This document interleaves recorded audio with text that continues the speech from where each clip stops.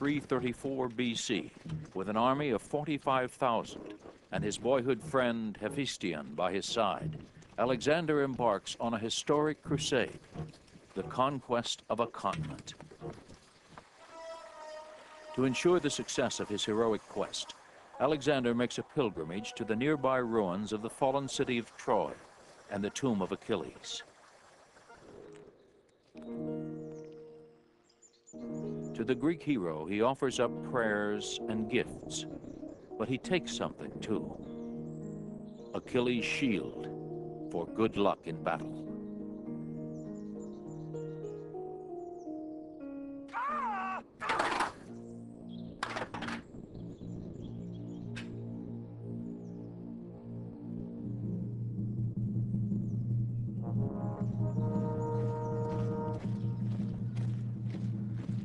His first chance to brandish it comes unexpectedly soon. At the river Granicus, he spies the army of a local governor, 40,000 Persian troops. Fighting shoulder to shoulder with his men, Alexander plunges into the thick of the battle.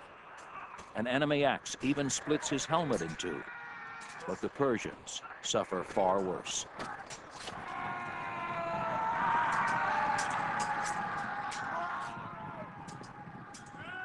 Stunned and disheartened by the surprise attack, they lose a third of their men before fleeing the field.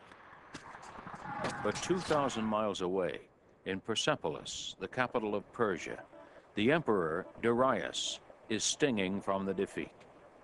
Now it's up to him to stop the audacious young king.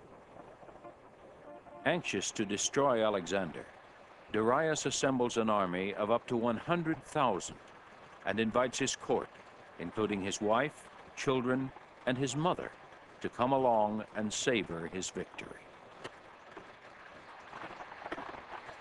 With an army half the size of the Persians, Alexander continues his push through Anatolia.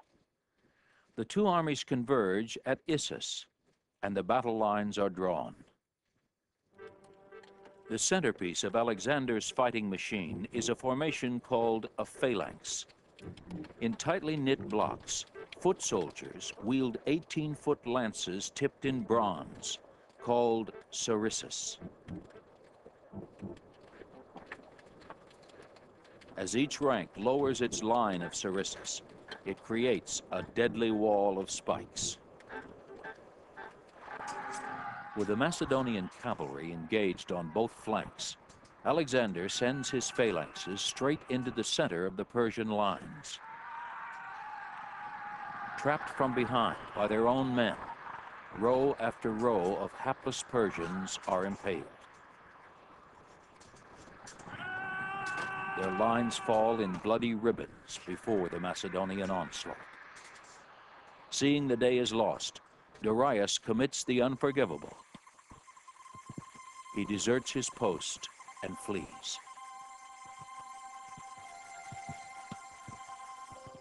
But the field is not the only thing the Persian king abandons. His family has also been left behind. His wife and mother throw themselves at the mercy of their conqueror, but they mistake the taller Hephaestion for the king.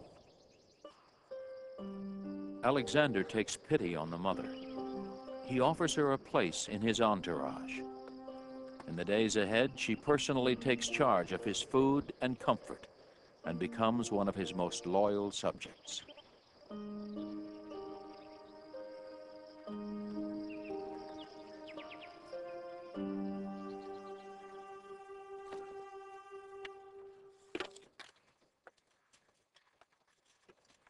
Alexander believes that a leader should be one with his men, sharing both their pain and the spoils of war.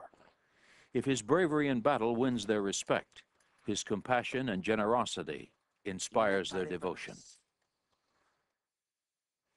At age 23, Alexander, king of Macedonia, has driven the Persians out of the entire Mediterranean.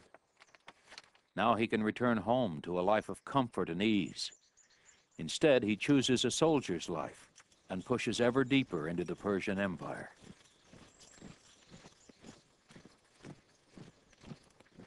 After the battle at Issus, Alexander traveled 500 miles along the coast, through Palestine, across the desert, and is now poised to take Egypt. Sailing down the Nile, he gazes upon a civilization that is already 2,000 years old.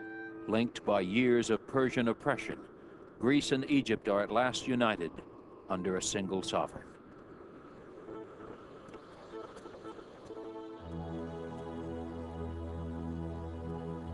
In 331 BC, at Memphis, Egypt's capital, Alexander is proclaimed pharaoh. Because his new subjects believe pharaohs are descended from gods, Alexander is regarded as divine.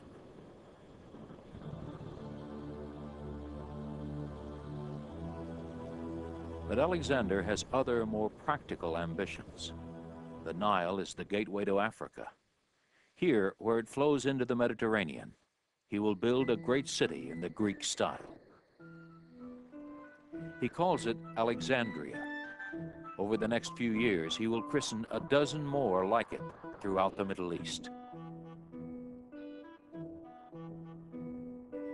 Each of them is a miniature Greece transplanted to alien soil. But this Alexandria will be his best and most enduring.